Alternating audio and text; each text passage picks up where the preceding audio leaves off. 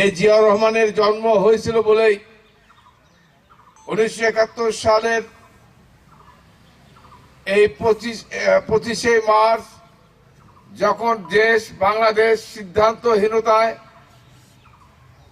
একটা হতাশার মধ্যে অবস্থান করছিল, ঠিক সেই মুহূর্তে জাতির এই কান্তি লগ্নে শহীদ প্রেসিডেন্ট জিয়া রহমান কালুর ঘাটের বেতার কেন্দ্র থেকে ঘোষণা দিয়েছিল, আমি মেজর জিয়া বলছি।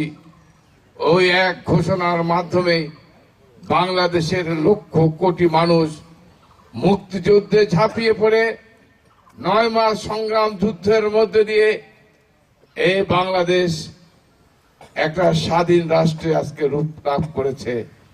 প্রিয় ভাইয়ের আমার, আমি মনে করি এই জিয়া পরিবার, এই জিয়া রহমান আজকে এই পৃথিবীতে এসেছিলেন বলে এই পরিবার বাংলাদেশের যখনই সংকট হয়েছে, বাংলাদেশের প্রত্যেকটি সংকটে এই জিয়া পরিবার মানুষের পাশে দাঁড়িয়েছে।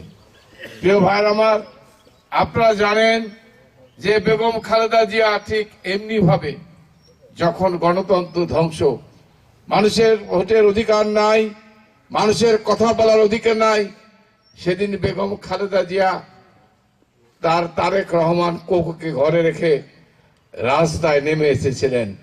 সেই বেগম খালেদা জিয়া 9 বছর স্বৈরা শাসকের বিরুদ্ধে আন্দোলন সংগ্রামের মধ্যে দিয়ে বাংলাদেশের গণতন্ত্র ভোটের অধিকার ফেরত নিয়ে এসেছিলেন।